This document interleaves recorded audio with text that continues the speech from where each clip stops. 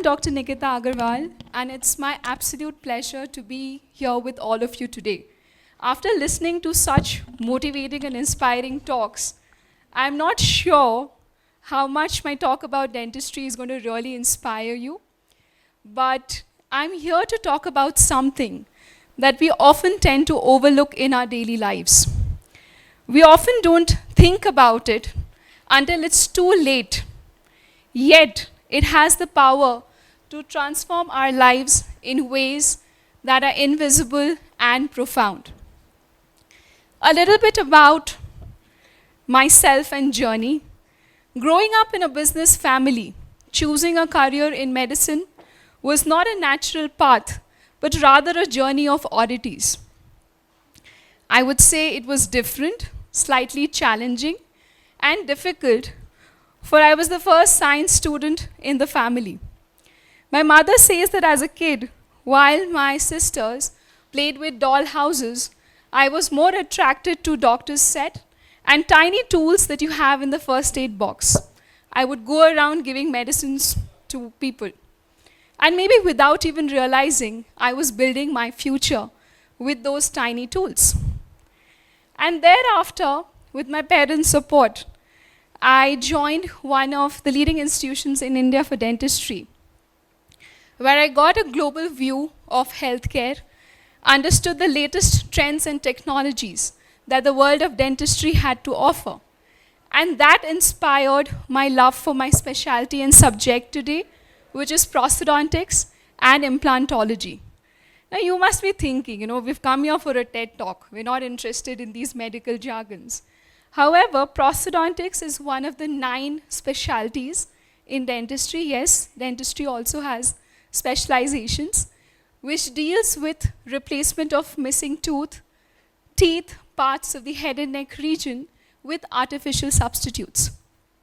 And soon I realized that improving someone's quality of life, if not more, is as important as saving it. So dentistry wasn't a second choice. It was a dream for me. And that's the topic for today. However, as I moved forward in the journey, I realized that how many of us want to really go to the dentist? Can you show me by raising your hands that we are almost nearing the year end, 2024. How many of you have actually visited a dentist this year or twice this year? Hardly, right? So studies show that 70% of people end up going to a dental practice only after they have a toothache. So pain is the biggest motivator, right? Yes, and that is the biggest motivator. However, dentistry, when we think about dentists, we think about anxiety, the sharp instruments, the smell of dental clinic, pain, and the drill noises. But today, dentistry is much more than that. It's about transforming lives one smile at a time. And I'm going to raise one very important question to all of you today.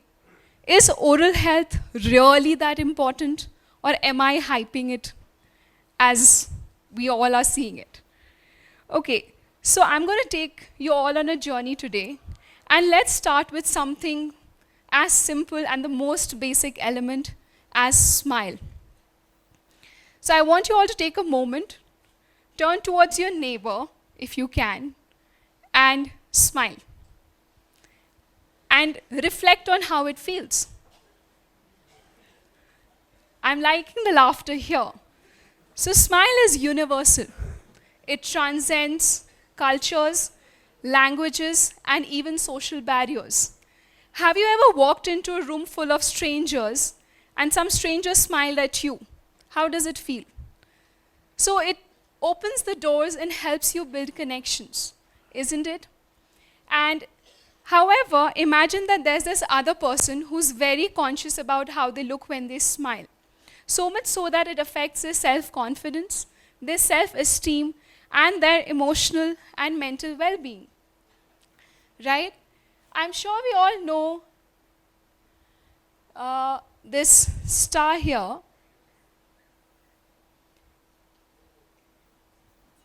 I saw this on Instagram just last night and I thought it'd be a good addition. Right? Even he is putting his hand in front of his mouth while he's smiling. I saw this on one of the fan pages. So, and as a 7-year-old, I had chipped off my front tooth.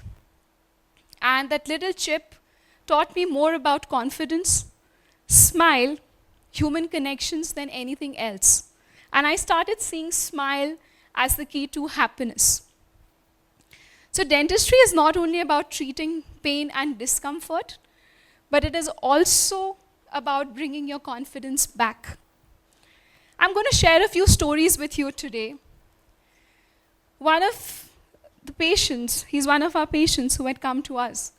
And he is a public speaker, has to interact with a lot of people. As he sat on the dental chair, he was talking to us with his hands over his mouth. And he said, "Doc, I'm very conscious about my crooked teeth, my malaligned teeth. I have a bad breath. Forget strangers. I'm not even comfortable talking to my own family members." We started working with him, and after 6 weeks, we had this result for him where he was more confident and he is one of the best in his field today. So I'll raise that question again. So if you think oral health is not important, think again.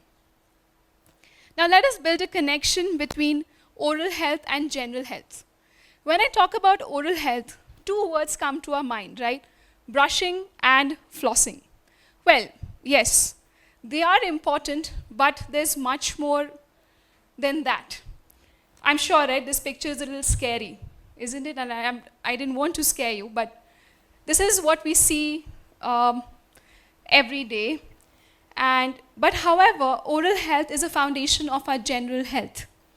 I shared a story of a patient who came to us and he said, "Doc, I have painful gums, bleeding and swollen gums."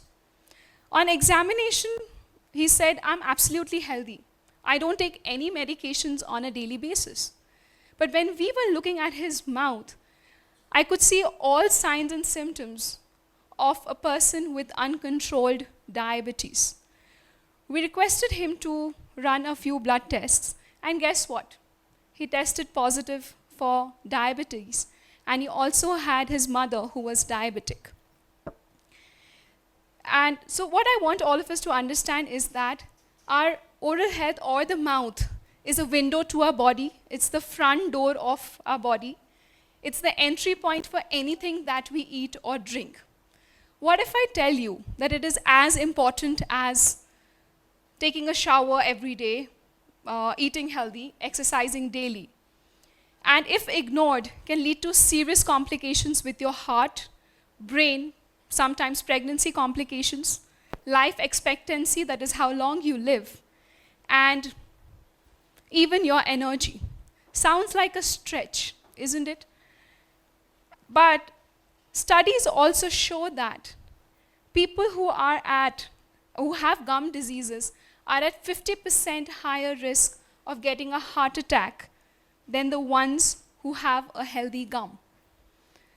So if you meet your fufu or fufadu next time and they tell you, "We have uncontrolled diabetes or high blood pressure," ask them to schedule a consultation with the dentist along with the consultation with their physician.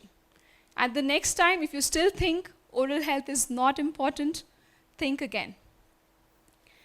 Another story that I want to share, and the question that we often get asked is it really important to replace your missing teeth? And there's this patient who came to us, and she said, "Doc, I only want to get my front teeth sorted. It's my son's wedding in 2 months. I'm absolutely okay with rest of my mouth." And when we saw her, we realized that her back teeth were also missing. And in asking, she said that she also has indigestion and acidity problems or gastric problems as well. We convinced her to go for a full mouth rehabilitation. And she was kind enough to invite us at her son's wedding, where she was very elated and she said that my gastric and indigestion problems have also really improved. Now you must be wondering, what magic did we work, or what did we actually do? We did nothing. We also replaced her back teeth. Now what's the correlation between the two? If you don't know, our back teeth are the most important that help us in grinding the food and making it into small, small pieces, which is then coated by the saliva, and it then helps the stomach to digest the food. Now imagine if all of this is not being done by your back teeth, then what happens? The stomach has to work extra. It starts producing more acid, which in turn results in acidity. And also when you don't replace your missing teeth, your other teeth, they start moving into that space, and which makes tooth replacement, if not impossible, only difficult at a later stage. So if next time a thought pops in your head that tells you, so what if I have one missing teeth? I still have other 31 working for me. Think again. Another important, this was a correlation that we saw between the oral health and the systemic health. And another very critical question that comes to my head is the access to world-class dental care. Are still people going from Kathmandu to other parts of the world to get their dental treatment done? And this is one of the main reasons that brought me back to our country even after spending 16 years abroad. Today, dentistry is not the same as it was before. It's not the same nightmare that we all thought it was. The modern day materials and technology have made dentistry way more predictable, precise, and accurate. I want to ask all of you one question here. What's the most valuable thing in your life? Anybody? What's the most valuable thing in your life? Something that you're not getting back. Okay? Yes? Anything else? Time. Thank you, my friend. And that is also something that you all are giving me right now, and thank you for patient listening. But time is something that you're not getting back. It's the most valuable thing. And we all are time hungry. Isn't it so difficult to keep going to a dentist for that one particular problem 4 times or 5 times? But what if I tell you that technology has reached a stage where, let's say, I can print a tooth for you in 20 minutes. Or when we remove your tooth, we can implant a tooth at the same time. You can have your root canal done in a single visit, or you can have your crown on the same day. And trust me, this is not a stretch, this is the reality of dentistry today. And I can proudly say that there are many dentists in the country who've adopted the latest that the world of dentistry has to offer, and it's available at our disposal in our own country. And as the technology is growing, the ability of dentistry to transform lives will only grow. Now, another question that I have is, how do we solve a problem? Like, why should we focus on solving dental problems? I think the solution has to be to avoid the problem, isn't it? Have you heard of something called as prevention is better than cure? So why not focus on preventing the dental problems? So how do we start? By focusing on your dental problems. And yes, I'm going to sound like any other dentist that you see. The tips of starting at home, which is brush your teeth. How many of you brushed your teeth for more than 30 seconds this morning? Let's be honest. Your dentist knows it. Oh, good number of hands there. So brush your teeth twice a day for at least 3 to 4 minutes. And floss your teeth. If you think using a threaded floss is too much, invest in a good water flosser. Make sure you rinse your mouth after every meal, just how you flush the toilet after every use. and visit a dentist at least once in 6 months, like how you go for your regular health checkups. Have you heard of a saying that if you give something 18 minutes every day, you end up giving it 100 hours in a year, which puts you ahead of 95% of people in the world. So give some time to your oral health, just like how you give time to your general health. And to conclude, I would like to say that my role as a dental health provider is not only to drill and fill, remove and replace, but it is also to educate and create awareness about the preventive dental health today. However, my journey has been extremely gratifying, and I'm very, very grateful and thankful to all the patients who've put their trust and faith in us. And I would like to make a special mention of this patient, who's the oldest that I've ever treated. He's a 100-year-old patient who came to us. And his grit and determination to replace his missing teeth and improving his quality of life, even at that age, was unparalleled. He still comes for his dental follow-ups, by the way. And if you all can make sure that your car and bike runs smoothly by taking it to a service station at least twice in a year, I'm sure you can go to the dentist at least twice in a year and take care of your oral health.